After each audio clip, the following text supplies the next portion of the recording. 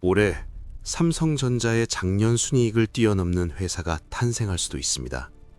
약 45조 원. 대한민국에서 가장 돈을 잘 버는 기업의 이익을 단 1년 만에 넘어서는 회사. 그런데 이 회사는 반도체도 만들지 않고 스마트폰도 팔지 않습니다. 공장도 없고 직원도 거의 없습니다. 그럼에도 불구하고 70조, 100조 원에 가까운 돈을 벌어들일 수 있습니다. 단 하나의 사업으로요. 길을 지나가는데 돈을 받는 것. 여러분, 이게 가능한 이야기일까요? 이건 상상이 아닙니다. 실제로 논의된 적 있는 구조, 그리고 지금 글로벌 시장이 긴장하고 있는 이야기입니다. 이 회사의 위치는 정해져 있습니다. 바로 호르무즈 해협입니다. 전 세계 원유의 약 20%가 이 좁은 해협을 통과합니다. 중동에서 생산된 에너지가 이 길을 통해 한국, 중국, 일본, 유럽으로 흘러갑니다. 이 말은 곧 이 길을 통제하는 순간 세계 경제의 혈관을 쥐는 것과 같습니다. 이제 숫자를 보겠습니다. 이 해협을 지나는 선박에 단순히 통행료를 붙입니다. 한 척당 200만 달러. 과해 보이시나요?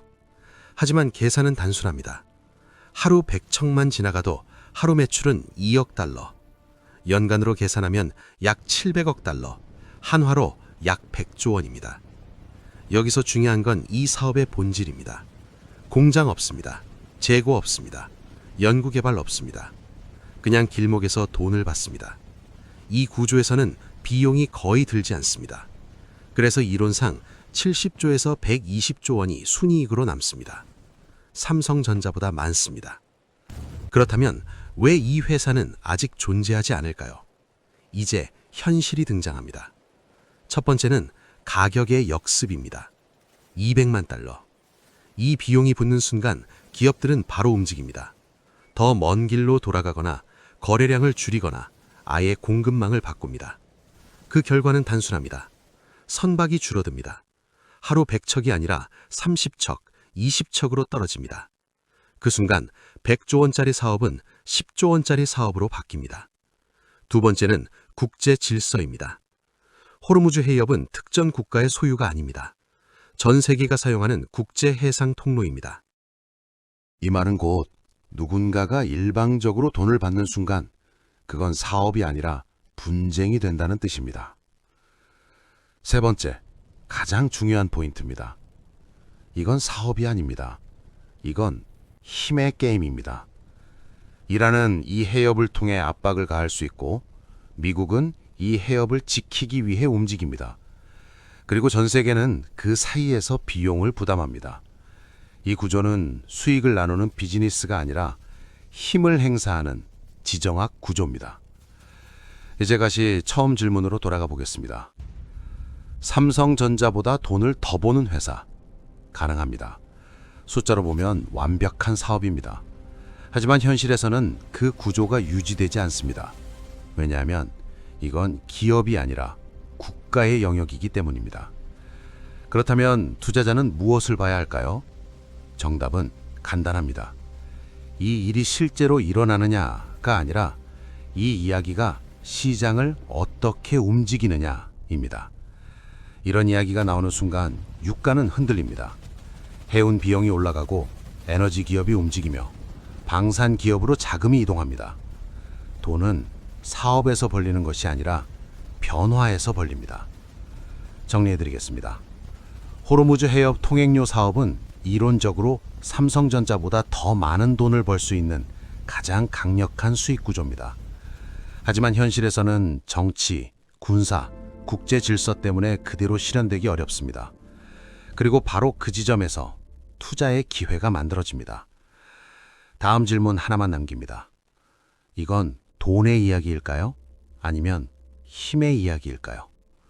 이 질문에 대한 답이 여러분의 다음 투자를 결정하게 될 것입니다.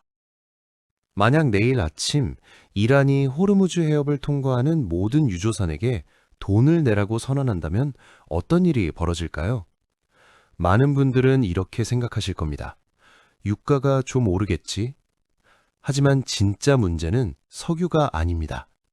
48시간 안에 세계 증시가 흔들리고 달러가 급등하고 한국의 휘발유 가격이 오르며 미국은 항공모함을 움직이기 시작합니다. 왜냐하면 호르무즈 해협은 단순한 바닷길이 아니라 세계 경제의 혈관이기 때문입니다. 그리고 미국은 이 혈관을 절대 포기할 수 없습니다. 오늘은 바로 그 이야기를 해보겠습니다. 왜 미국은 수십 년 동안 중동에 군함을 보내고, 왜 이란과 계속 충돌하며, 왜 호르무즈 해협 하나에 그토록 민감하게 반응하는가? 많은 사람들은 미국이 중동을 지키는 이유가 석유 때문이라고 생각합니다. 하지만 지금의 미국은 예전처럼 석유가 부족한 나라가 아닙니다. 미국은 이미 세계 최대 수준의 산유국입니다. 셰일오일 혁명 이후 미국은 오히려 석유를 수출하는 나라가 됐습니다. 그런데도 왜 미국은 중동을 떠나지 않을까요? 정답은 의외로 간단합니다. 미국이 지키는 것은 석유가 아니라 달러입니다. 조금 이상하게 들리실 수도 있습니다. 호르무즈 해협 이야기인데 갑자기 왜 달러가 나오는 걸까요? 이제부터 세계 경제의 가장 중요한 구조를 하나씩 연결해 보겠습니다. 중동의 석유는 세계로 수출됩니다. 그리고 그 석유는 대부분 달러로 거래됩니다. 한국이 중동에서 원유를 사더라도, 중국이 사우디에서 석유를 사더라도, 일본이나 유럽이 원유를 수입하더라도 결제는 거의 모두 달러로 이루어집니다. 이 말은 곧 세계가 석유를 사기 위해서는 반드시 달러가 필요하다는 뜻입니다. 그리고 세계가 계속 달러를 필요로 하는 한 미국은 돈을 찍어도 그 돈을 세계가 받아줍니다. 미국은 막대한 적자를 내도 세계는 미국 국채를 삽니다. 왜냐하면 달러가 가장 안전한 돈이라고 믿기 때문입니다. 그런데 호르무즈 해협이 흔들리기 시작하면 이 구조도 흔들립니다. 만약 이란이 이제부터 지나가려면 돈을 내라 혹은 아예 못 지나간다 라고 말하는 순간 세계는 갑자기 불안해집니다. 석유가 제때 도착하지 않을 수 있고 공장이 멈출 수도 있으며 물가가 폭등할 수도 있기 때문입니다. 그러면 사람들은 위험한 자산부터 팔기 시작합니다. 주식을 팔고 신흥국 통화를 팔고 위험한 기업의 채권도 팝니다. 그리고 결국 모든 돈은 한 곳으로 몰립니다. 바로 달러입니다. 이게 중요합니다. 전쟁이 나면 미국이 무너지는 것이 아니라 오히려 달러는 더 강해집니다. 세계가 불안할수록 사람들은 미국으로 도망칩니다. 그래서 미국은 호르무즈 해협을 잃을 수 없습니다. 이 해협이 흔들리면 달러는 강해질 수 있습니다. 하지만 동시에 세계 경제가 너무 크게 흔들리면 미국조차 피해를 입게 됩니다. 즉, 미국은 적당한 긴장은 원하지만 통제가 불가능한 혼란은 원하지 않습니다. 그래서 미국은 항상 같은 행동을 합니다.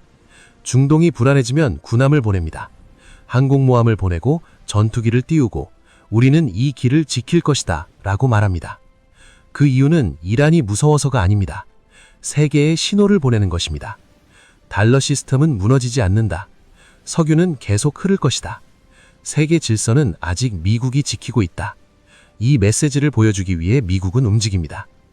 실제로 세계 역사에서 호르무즈 해협이 흔들릴 때마다 미국은 거의 반드시 개입했습니다. 중동 전쟁이 벌어졌을 때, 이란과 미국이 충돌했을 때, 유조선이 공격받았을 때, 미국은 항상 해군을 보냈습니다. 왜냐하면 미국이 움직이는 순간 시장은 이렇게 생각하기 때문입니다. 이제 미국도 세계를 지키지 못하는구나. 그 순간 달러에 대한 믿음이 흔들리기 시작합니다.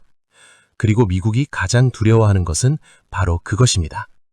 그런데 여기서 우리가 정말 봐야 하는 건 미국이 아닙니다. 우리입니다. 한국입니다. 왜냐하면 호르무즈 해협이 흔들릴 때 한국은 세계에서 가장 먼저 충격을 받는 나라 중 하나이기 때문입니다.